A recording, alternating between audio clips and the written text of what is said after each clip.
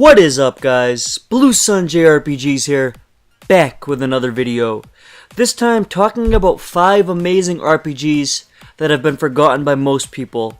Obviously, if you guys are massive RPG fans, you'll probably remember all of these games and you'll probably love all of these games. But most people have just sadly forgotten about them, whether the series has fallen away or for some other reason. But let's get to it, guys. 5 amazing games that were sadly forgotten. The first being Alundra for the PlayStation 1. Alundra was brought to North America in 1997 by the legendary studio Working Designs. Working Designs is known for bringing some of the greatest RPGs of all time over to America, and this is truly one of them. You know, I think part of the reason this game didn't have the success, or didn't have the long-lasting appeal of some other games, is that there really was no true sequel to it. You know, Alundra 2 wasn't very similar to this game, and it definitely didn't have the same type of fanfare this game did have. And I think it's a shame too, because this game truly was one of the great games on the PlayStation 1, so I don't understand why the sequel is so different than this game. And the funny thing about this game too is this game seems to have every single thing you look for in a game that's going to be remembered throughout history. It's got pretty interesting puzzles, it's got an awesome story, the game looks really good, and it's from Working Designs. Pretty much every game from Working Designs has a pretty big following. So you would really think this game would still be one of those games that's talked about by all collectors nowadays. But you know, it's just really not. It's not really a very sought after game. It's not a very played game, and it's not a very talked about game from what I've seen. Maybe some of you guys will experience something different in your area, but for me, I haven't really heard anybody talking about Alundra, and it's pretty disappointing to me. The second game on the list is Phantasy Star 4, of course for the Sega Genesis. But this game could have been for any of the Phantasy Star games.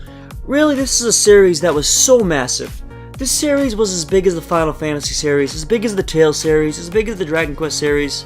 It really was just about as big as it comes in the world of RPGs.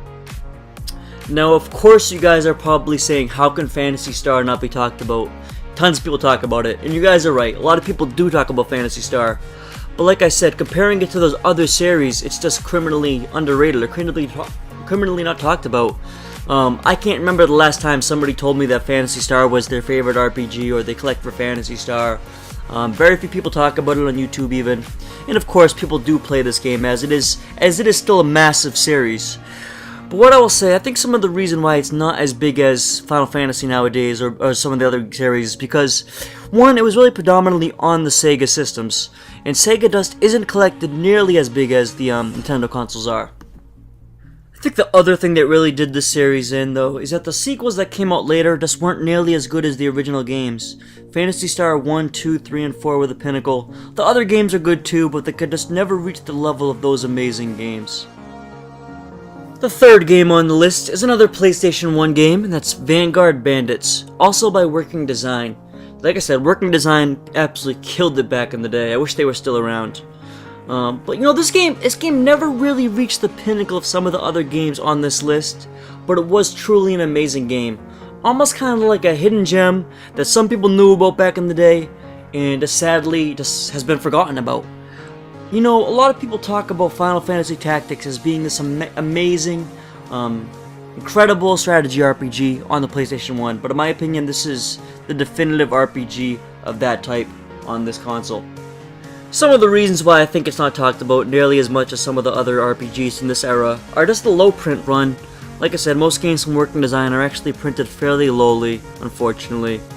Also, the genre isn't that big of a genre compared to even regular JRPGs. Tactical RPGs really are a pretty niche subgenre of RPGs, so a lot of people aren't really fans of that as well too. And in addition, it did also come out in the year 2000, which was very late in the PlayStation 1 cycle. A lot of people were already thinking about the PlayStation 2. I don't think the PS2 is already out yet, but I think a lot of people were already kind of in that zone and probably giving up on their PlayStation 1 at that point.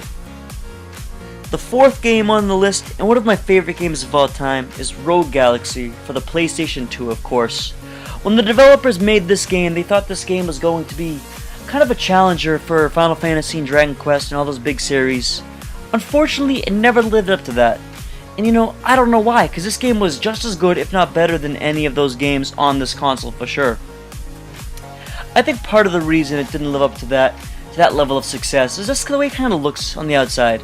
It kind of looks like a budget title, so I can see why a lot of people may have passed by this game on the shelves. It's kind of a pretty similar thing to the Dark Cloud games on this console as well. They just didn't look that great on the boxes, but they were fantastic games. I didn't play this game. I didn't play this game for maybe, what, 5 or 6 years after the game was originally released. And, I am so happy I went back and played this game. I think I picked it up for like $10, and it truly was an amazing game. I was hopeful that with the PlayStation 4 enhanced version of this, a lot more people would get back into it, or get into it for the first time. And some people did, I'm sure, but it just was never able to capture the success that the developers thought this game would have, and what I think this game actually deserved. And then the most modern game on the list is Lost Odyssey for the Xbox 360. This is another one of those games, I don't know what they were doing with the box art. I think that's the big reason why it's been so forgotten nowadays. Obviously, like I said, if you're an RPG fan, you played Lost Odyssey, you know this is a true hidden gem. But the box art, it looks like a budget title. It looks like an awful game. You know what game it looks kind of like? It looks kind of like Two Worlds. That game was a similar game from the era, and the game wasn't a very good game. And this kind of looks like the same thing. So I didn't play this game until a couple of years ago. But when I went back to this game, I was blown away. This game truly should have been just as big as Oblivion on the Xbox 360. It was that good of a game in my opinion, and it's a shame that more people didn't pick it up when it was back in its heyday.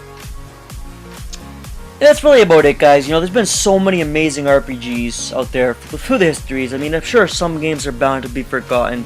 It makes sense. You can't play everything. But some of these games were truly phenomenal, and that games that are just not nearly as good are talked about far more. Games like Final Fantasy 13, which I actually do like, gets talked about so much, but no one ever talks about games like Phantasy Star 4 or games like Lost Odyssey. I think if you guys are watching this and you haven't played any of these games, you personally owe it to yourselves to pick these games up. I think you guys will absolutely have a blast, and you can get most of the games for pretty cheap because people just don't talk about them.